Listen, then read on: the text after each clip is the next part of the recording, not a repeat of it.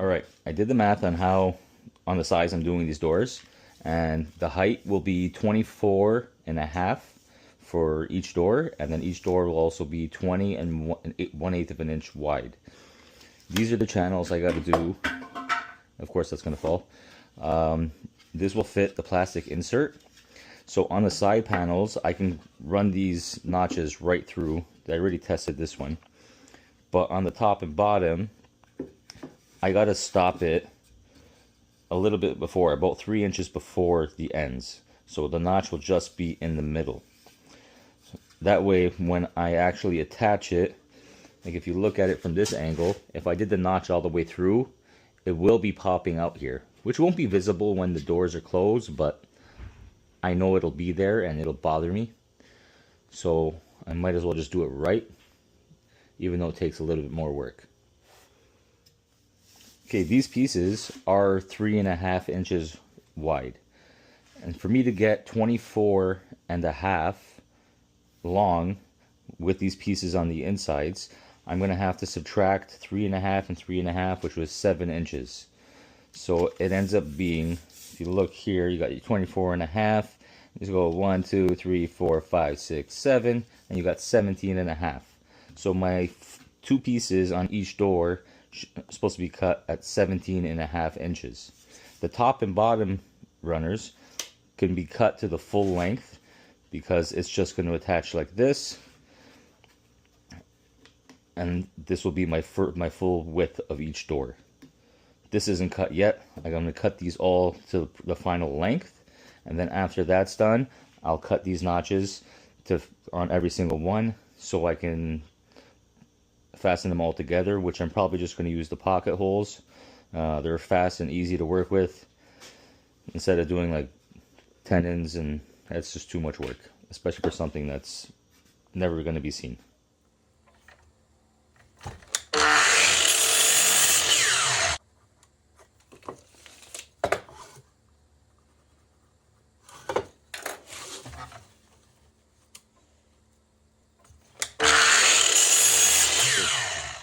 Okay, so I have this test piece I made. I already have the notch. This is going to work perfectly. So now I have the other 3 pieces. These are all for the sides of the doors, the ones that go vertical. So I already set this to the right height. So each cut will actually be perfect there. So now I just need to adjust my fence so I go tight to that piece. Not so tight that it bends the blade, but just snug. Now I can lock in my fence, and then I pass it through once, flip it, pass it through the other side. So that way I have an even amount on both sides.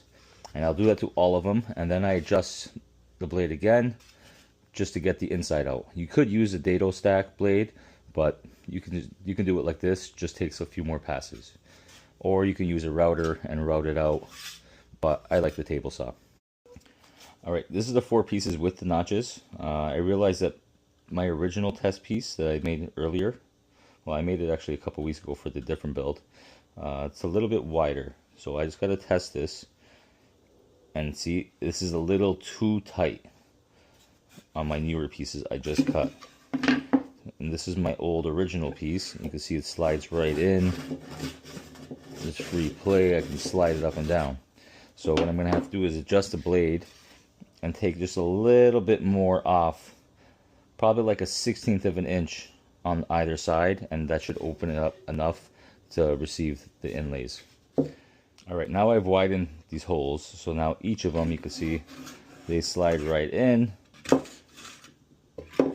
You don't want this too tight, because especially being around aquariums, this wood will expand and contract with moisture and humidity in the room or from different seasons. And if this is too tight, it can cause this to crack over time if this wants to expand. So imagine both sides expand and it's too tight on this. There's nowhere for this to go except for it to pull out, which could cause a crack, and your doors are all lanky and hanging off, which you don't want. I don't know if you could see this, but I've marked a line here, which is about 1.5 inches away from the lowest part of the blade. And then here, which is the same, 1.5 inches from the lowest part of the blade. So, in theory, if I drop this down gently, basically lined up with that first mark, if you can see from the side, the blade will actually be a couple inches in. And then it'll start my cut here. And then as I bring it across, I'll go until I hit this next line, and then I slowly lift up. And then that'll stop it a couple inches before the end. By doing this, when I attach because this is a bottom, say this is a bottom rail, and I attach my 2 other pieces, this is solid. Because if I also did the notch all the way to the end, and I try to do pocket screws, there's nothing for the screws to actually grab on, because it would be hitting into this empty slot. So I got to make sure that there is solid pieces on the ends of all 4 of these, and the notch that goes through the whole middle. It's okay if it goes rounded out because the shape of the blade, as long as it is the perfect measurement, that it goes about half an inch in and half an inch past. So this is 3.5. Let's say this is 3.5 inches, and that's where my other piece will sit. And then my blade is round, so if I stopped it directly at the line, let's say it's going to end up being like that, and then this gets messed up because my insert is supposed to come a half inch in this side and a half inch down, and then this whole corner will be full and I can't get anything in there. So now if I bring this past, let's say up to here, it ends up being a couple, like 1 inch, 1.5 inches past it, and that notch will, the half inch notch will actually go through everything, and I will have a lot of space to feed those inserts in. I don't mind about the drawings because I'm going to paint this white when I'm done. I'm going to show you how I cut one of these, and then I'll cut the rest. And you'll see how I have to just slide it down and slowly feed it into it, bring it across, and then slowly lift up. And you got to make sure that this doesn't jerk this way or this way, because this saw will shoot this piece like a rocket backwards. So here we go.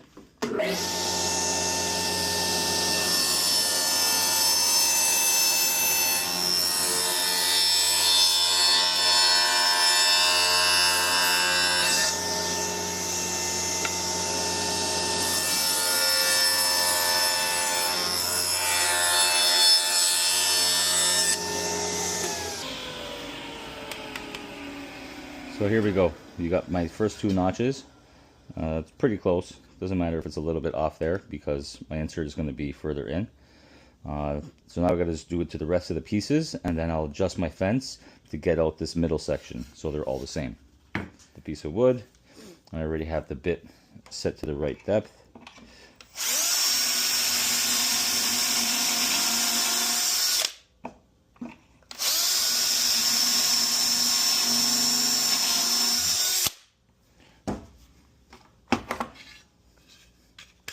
You can see the holes are there perfect. I can get the screws, and when I line it up with this, you can see the screws will catch. And this will be on the inside of the door, so you won't see it. It'll just look nice and clean from the outside. So now I got to do this on both sides of all 4 of these pieces. Okay, so now I have my pieces here. I locked the fence, and now I could attach the screws. So I just got to basically push this nice and flush. This is all tight, nice and flush on the side. And make sure you get the screws that are the right size.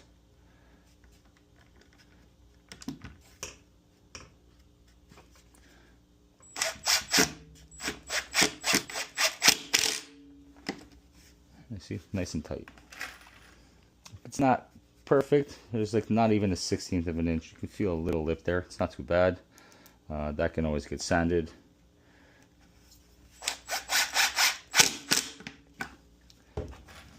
And then I just got to attach basically 3 sides on each door. And once I have the 3 sides on each door, I could take my measurement from here to here, like inside the actual pockets, and just leave myself a little bit of play for me to cut my insert, and I slide in my insert. And then I can attach the other top piece or bottom piece. Okay, because I already know that this is going to be cut just to this line here, I don't really have to measure. I just line up my blade with the edge of here. Like that, I could just run it through, cut this, and then I'll do it to the other piece so I don't have to adjust the fence. And then after, I'll do the same thing with the other side. All right, I cut the width. So let's see how this slides in here. Hopefully nice and freely. I want this to go in a little deeper. I think that's in. Let's see. No, it wasn't. There you go. Just needed a little love. And you can see, if I squeeze this way, it should squeeze. There you go. I have a little tiny gap there and a little gap there, so there is some play. And now I just got to cut the length so I can get this piece back in here and then install the top piece, and then my doors are basically done. All right, here's my two doors. So let's see, I want this thicker part to be on the outside just so it looks the same. There's one. Here, thicker part on the outside. Hard to do is with one hand. This has to squeeze a little bit, and there you go. Obviously, I'm going to lift this up when I install it so I can even out the spacing. So let's say if I pack 1/8 of an inch at the bottom and around the sides, it'll all fit nice. So that's what it's going to look like, just with better spacing. And then imagine everything white and just that black on the front, inside on those inserts, and on the sides. That'll be black, everything nice and clean white. Okay, my doors are all sanded. It's ready. We'll just clean off all the dust, paint, but that'll be at a later date. I'm just going to get this all sanded and just everything flush. Like over here, I don't know if you can see this, but there's a little lip. So just clean everything, round off the corners. You can see there's a little lip here. This has to get sanded flush. And this is where those little tiny things that you couldn't get perfect, you could just make it all look good. Even if I sand the top layer off of the plywood, it's not important because everything's going to get painted white. These screw holes, I could fill them, but I probably not. And if I ever wanted to use this as like a separate like unit in the house, as like a piece of furniture, I can get a nice piece of wood, like say a nice piece of plywood, and just do a clear coat, add it on top, add a little lip, and it'll look nice, like a nice piece of furniture in your, like a hutch or something like that. All right, you can see this little 1.5 inch cut I did there. So now this could fit right around.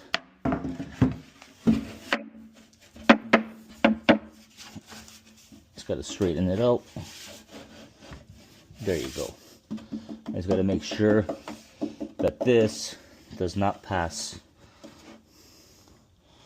this 1x4 here, or else it'll be in the way of my door closing.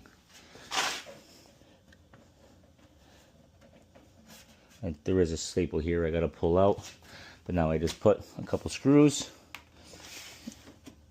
and that's my stand basically built.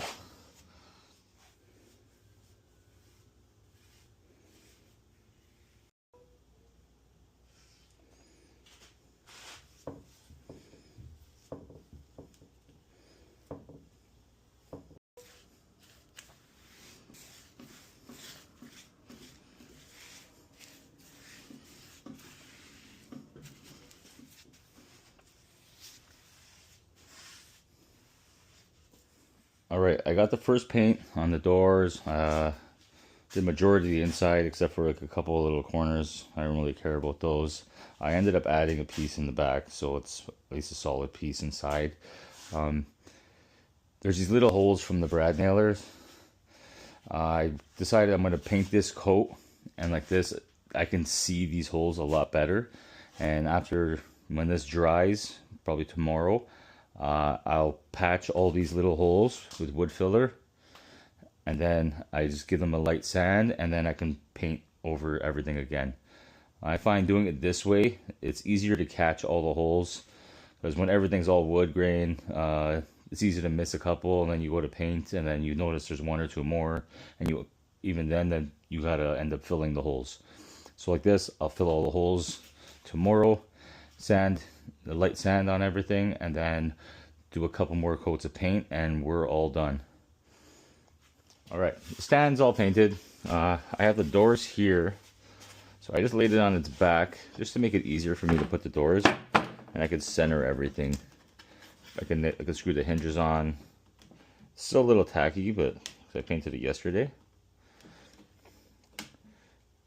And basically what I want, well, the hinges are going to come here. These are the hinges I'm going to use.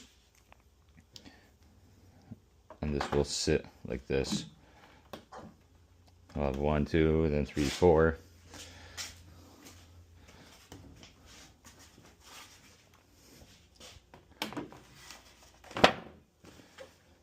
Basically sits there. I did miss a couple holes. I didn't even bother filling them. It's not that noticeable. The ones at the top I filled better. You can see in the bottom I didn't do that great, but the top they're covered for the most part. So this is how my hinges are going to sit.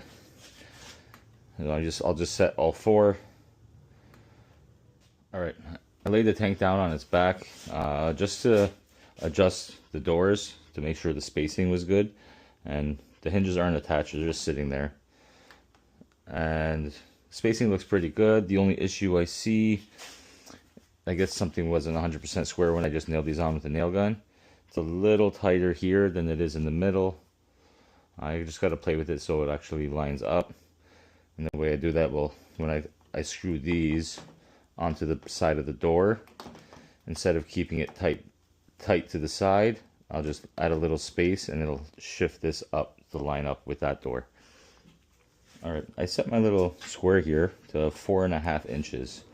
So I'll set it here on the corner, and I like to use a knife and just make a little mark. So now I have a little mark. Let me straighten it. It's just a cut. So I don't have to mark it with a pencil and dirty it.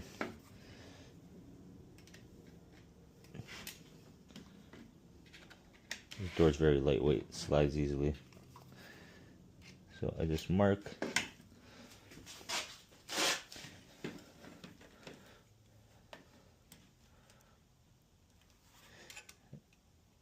I don't know if you can see that. Well, you can see the little tiny line, and my hinge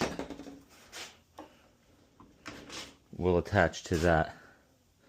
And now I just line that up with that mark, and I can screw this on. So for this, I'm gonna pre-drill, which is right here.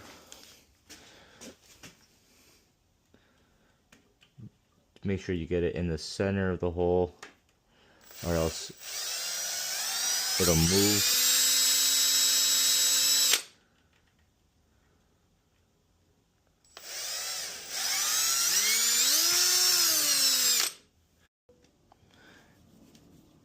I like to do these screws by hand.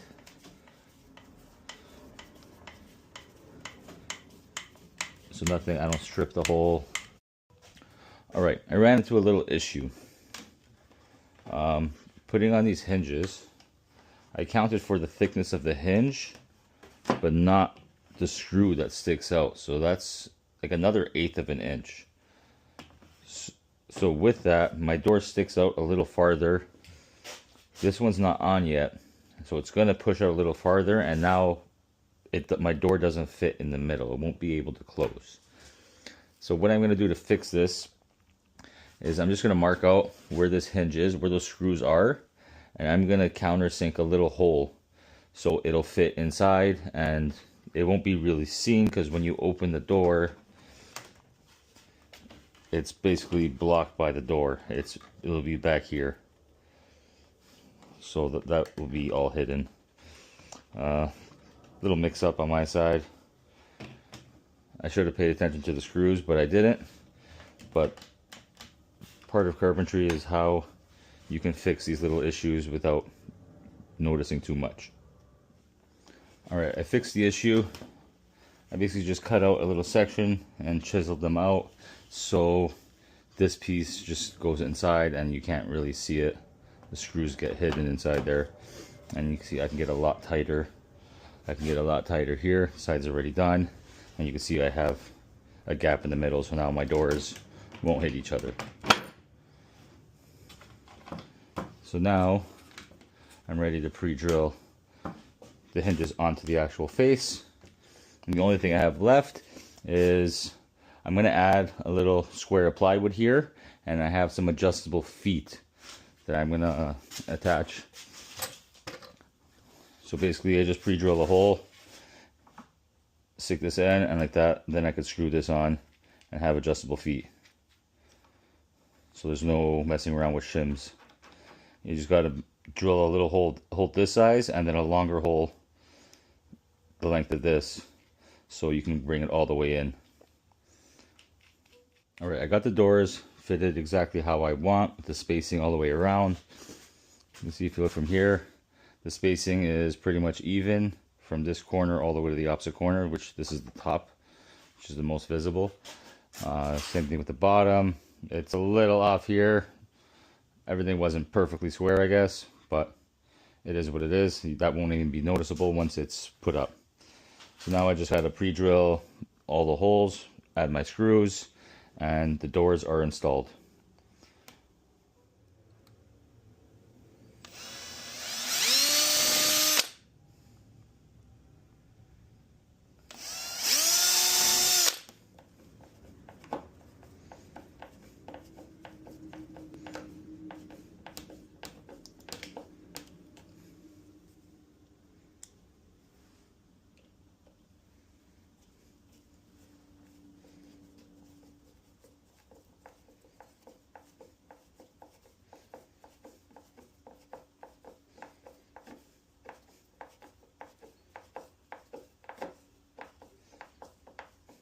All right, for the feet, I always like to add a piece of plywood.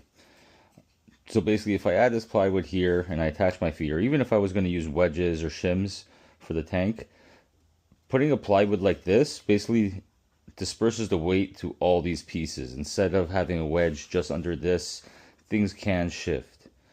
So if you put it like this, now you have the weight of the whole stand. All these pieces rest on this one piece of plywood, or the four when I have all four corners. So when I'll screw this on, and then I could drill my foot onto this and have enough space, and then this will basically, all the weight is dispersed onto here.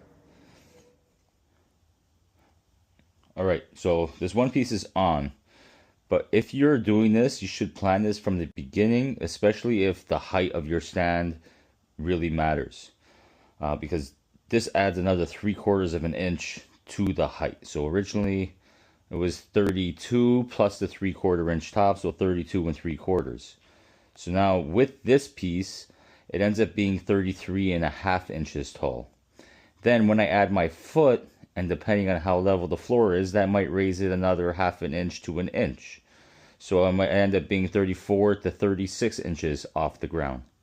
So it makes a huge difference. So if you see, I first originally thought 32 inches, but now I'm almost at 34 inches, which is a big difference.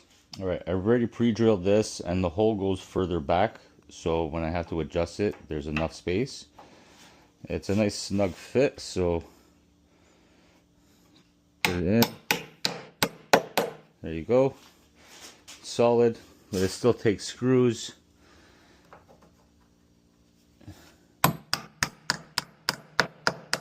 There you go. Nice and solid.